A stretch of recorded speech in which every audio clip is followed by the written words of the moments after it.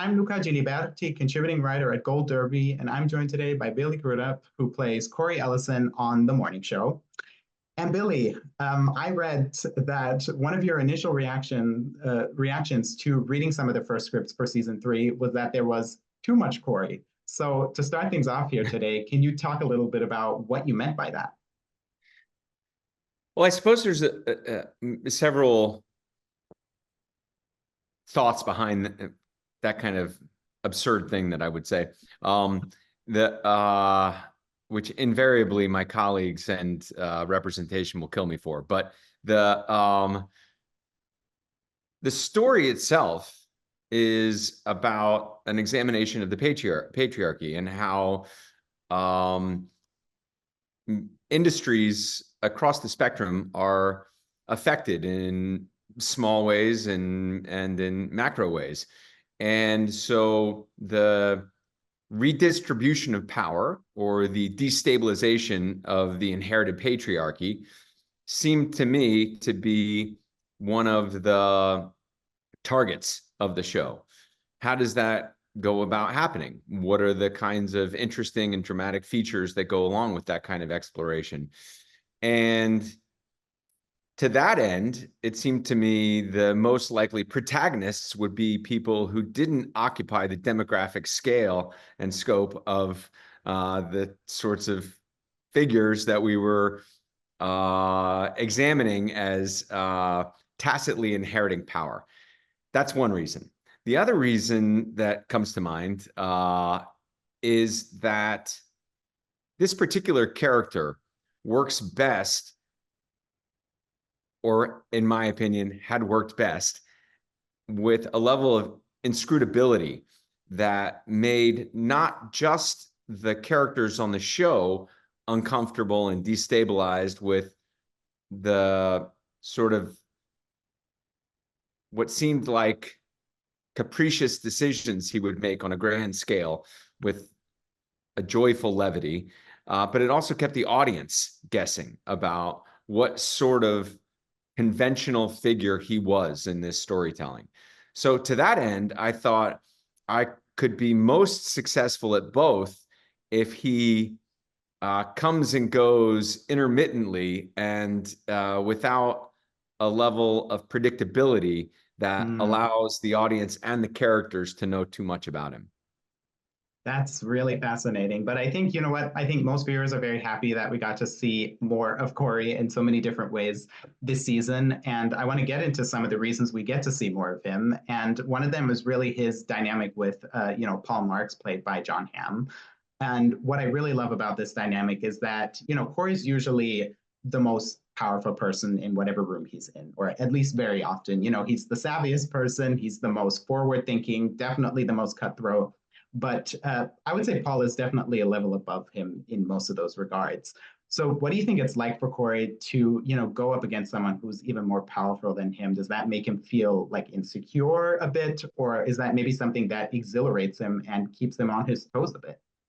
Well, it most definitely exhilarates him until it doesn't. I think one of the features that I imagined that the writers, in particular Carrie Aaron, when she invented him, was that he was a boy in a man's body who had never failed. And there's a kind of gleeful adolescence that goes along with any endeavor because he knows he's always going to land right side up and eventually find a way to conquer whatever obstacles in his path. So to that extent, the Fred Micklins of the world, the Mitch Kesslers of the world were not intimidating at all to him, despite their enormous power. Because, as you said before, and it's a line I think about often. We had a member of the cabinet several years ago, Tim Geithner, who was a part of negotiating the way forward after we lost several major banking institutions. And I played him in a movie and got to speak with some of the some of his colleagues, some of the people who worked with him. And what they used to say about him is he could see around the corner. And Mhm. that's the way I thought about Cory.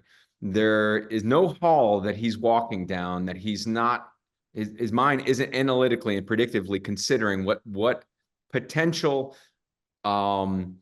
windfall obstacles, whatever is lurking right behind the corner. Most people are Right. sort of in the present, and Cory lives a little bit in the future. So the introduction of a guy, Paul Marks, Mhm. who has, first of all, resources that Cory simply doesn't have. Cory has incredible leverage, power, and resources by any normal measure. But within the sphere of the 0.001% of people, Cory is minuscule. Paul Mhm. is a monster. He's monolithic. Yeah. And that kind of power, I don't mean monstrous in behavior. I mean, Yeah, he's of a course. giant. Yeah, He's also monstrous, but that's true. he's a giant. And with that kind of leverage, Mhm. you have an army of people around you. It's not simply you walking down the hall. You're walking with a horde. And that presents a certain kind of gravity that this is the first opportunity that Cory has had to get in the ring with someone of that kind of muscle. To be fair, there's only a certain number of people like that in the world. So your chances of Of encountering course. them, even if you are in the upper echelon, is very slim. So Cory is definitely punching above his weight. And there is an exhilaration and a thrill to that, not Mhm. the least of which because he's another rich white guy. And Cory is not entirely sure how he came about his enormous wealth and suspects, like almost all of our billionaires, there's a lot of luck and timing that's involved. This notion that somehow you have and are worth multiple billions of dollars to me is asinine. That's Billy. And I think also to Cory, I think it's ludicrous. And when people's ego and personality becomes attached to their sense of worth that they have created this kind of wealth, alone by force of Mhm. their own will and sheer charisma, maybe intellect, whatever it is that they associate with it. Cory finds that ridiculous and absurd. And so he's excited to get into the ring with them. And what he is uh, about to discover in season 3 is that there are resources in the world that he hadn't even imagined. And that in order to combat them, he will have to go to the gym, work out more. Yeah, it's just such a fascinating dynamic, and I'm sure it was a ton of fun. Or no, probably it was probably awful to work with John Hamm, right? Worst experience that you've had. I have to say, I've been a fan of John's for a long time, and we have a couple of circle of friends that overlap, but he's in Mhm. Los Angeles most of the time, Mm. and I'm in New York most of the time. So we haven't had so many opportunities to interact. So we have a ready an easy friendship and relationship. And he's also an actor that I've admired Mm. for a long period of time. And his work this year, not just on the morning show, um, but additionally on Fargo, which was just Amazing. superlative. And Amazing. so, you know, I'm hungry and feel grateful to work on a show like the morning show, to work with actors of this caliber. Straight down the line, Jen, Reese, Greta, Mark, Karen, you go through the list of them. They're all game wicked professionals. And Mhm. Holland, to get to jump in there and to have somebody like John add to it. I'm forgetting a million, which is a testament to Nicole. The number of ringers that they brought in. I have the same kind of appetite for creative work that Cory has for Mm. ascension of power. Yeah, and you mentioned a lot of your co-stars now, and you mentioned Reese, and I think that's a perfect segue to Corey's relationship with Bradley, because in the season 2 finale, Corey admits or tells Bradley that he loves her, but you've talked about how you don't necessarily think he is in love with her, but that there's more of an appreciation there for the person that she is. So can you elaborate a bit on that distinction? So if you've been through adolescence, you've probably fallen in love at some Yeah. point or another, whether it was reciprocated or not. And some of the features that go along with that are an inability to control your mind and body. It reacts in ways when you're around the person that you're in love with that are unpredictable. And that's not the kind of love that Cory has for Bradley. It began with a kind of esteem for her that happened in the first episode of, I think it was the second episode, maybe the end of the first episode, the first season, when he meets her Mm-hmm. and she begins to discuss her career and where she is in her career and how she's come about her philosophy and how she applies her own ethics to journalistic ethics. And Cory, as someone who I think has spent time in his life feeling the distress that the world is not fair in the way that it should be fair, that institutions that we rely upon don't live up to their standards. This is why Cory wants to get into the belly of the beast at UBA and undermine Fred Micklin and take over and hopefully create a more equitable work environment where those who apply work and those who apply ingenuity have greater opportunities and having nothing to do with their demographic makeup. And Bradley seems to have the same kind of punk rock spirit. And in giving her the opportunity to apply that, watching her humanely wrestle through that process, I think created a genuine love for the kind of person that she is. And in the face of the pandemic was a comet coming at Earth. We did not For know what sure. was going to happen. In the face of the comet destroying civilization as we know it, and in the face of him subverting the boundaries that he thinks are important in the sort of collegial environment, he wants her to know that she is valued in a Mm-hmm. way that is uncommon and that he has been attending to her. And with the potential of her brother being dead and the world collapsing, he wants her to know that she's not alone. Mm-hmm. And then, based on everything that you just said, how do you think his perception of her changes when she tells him that she, deleted this January 6th footage featuring her brother? Because in addition to anger, I feel like you can see a lot of disappointment like flashing across his face in that moment. So, what do you think is going through his head, after Bradley drops that bombshell? Because their relationship, in a way, definitely changes after that, I feel.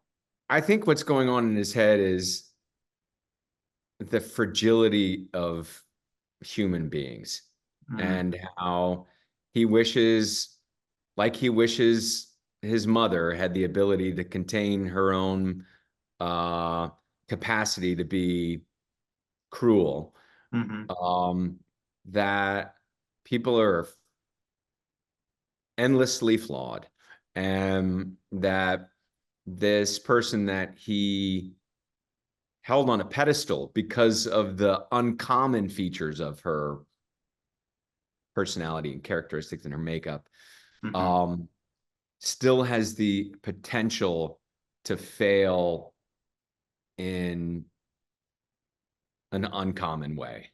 And it's a way that puts him in jeopardy as well.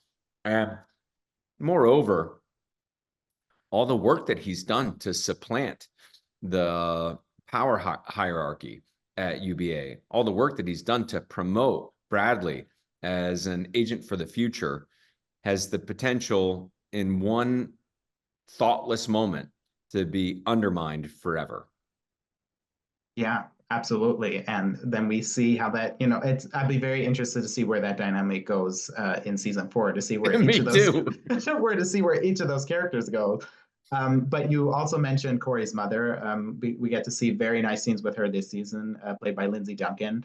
And I feel like there's just so Another ringer. much. I mean, Lindsay Yeah, Duncan another is ring. just badass. Yeah, and we get some great scenes between Cory and his mother this season. I feel like there's so much we learn about their dynamic in the handful of scenes that we get. There were single lines that I was picking up on, single like facial exchanges. So, what were some of your takeaways regarding their dynamic, and how it informs Cory as a character? Well, first of all, you get a sense of why Cory is so thoughtful, whether he inherited that genetically or inherited it experientially. It was his mom. His mom is a thoughtful, intelligent, considerate, looks around the corner of the room, political beast. And the chance to grow up around somebody like that and witness that kind of intellectual dexterity, I think promoted his own kind of pursuit to improve his knowledge and understanding and curiosity, etc. Additionally, seeing the ways in which the world treated her from his point of view unfairly, I think created or is one of the pillars of his ideology of equity. And additionally, her flaws, not the least of which are her emotional unpredictability, Oh yes, makes Cory really good at managing people and managing people whose egos are notably fragile, unpredictable. Yes, unpredictable. maybe fragile, but it feels more like uh, sometimes unmanageable.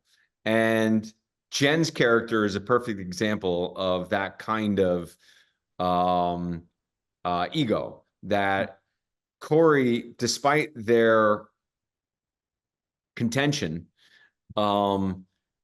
Cory is well aware, I think, of how he's managing that relationship. And at the same, by this same token, so is she. They're both doing it in different ways. And Cory has a ready awareness of that, I think, because of the way that he was brought up with his mom. That's fascinating. And then, what do you make of that scene in particular, in which he's at the piano and they're singing "Ain't That Mountain High Enough" with his mother, because she says, that it's an act and that none of it is real. Do you agree with that? Do you regard it the same way, or do you think that there was some genuineness there from Cory? Listen, it's the way that she's stripping it down. All of this is an act. I put on this shirt for this interview. I comb my hair this way. I got plants in the background. It's all, yes, I like some of them, but they're all conforming to a certain kind of presentation. But what you don't have to do is call people out on it all the time, because we're all just trying to get through life. Life is freaking hard. So to hear that from your mom in a visceral way that's meant to be punitive, that's the part of it that is destructive. It's not that it's not true. Of course, he's trying to manage her in that moment. Of course, he didn't go, you know what would be great right now? Some Marvin Gaye. What he went was, I wonder if there's a way that I can bring my mom back into the fold so that she doesn't feel so threatened by us being here and isn't so protective. And there's overlaps like that throughout our lives and daily, minute by minute, in minutia and on the grand scale. And for her to punitively declare that it's because I'm a fake and a fraud, it's not a maternal instinct. It's a competitive instinct. And when you have that in one of your parents, it can create some interesting personality traits. Yeah, and I think we definitely see those throughout these 3 seasons. And I just loved getting these scenes. I love it whenever we get to see also Cory's walls come down a bit. I mean, he's such an enigmatic character right from the start, and he still is to a certain degree. But we get so many scenes this season where we see, not just this season, we saw a lot of that in season 2 as well, but especially this season, we get so many vulnerable moments. And Well, it's you get been, to see as a him fail viewer, yeah. when you get to see him fail for the first time in his life. So that was unpredictable kind of emotional connection for me as an actor. I didn't know how it was going to manifest itself in Cory. So I felt fortunate the writers it gave him that opportunity, even though I was kicking and screaming the whole way. Well, and you know what? You'll probably be kicking and screaming when you get the season 4 scripts as well. I cannot wait to see where this character goes. But for now, thank you so much for walking me through season 3, for talking about this character. It was such a pleasure to listen to. Thanks, Luca. It's been a pleasure for me. Yeah, thank you so, so much.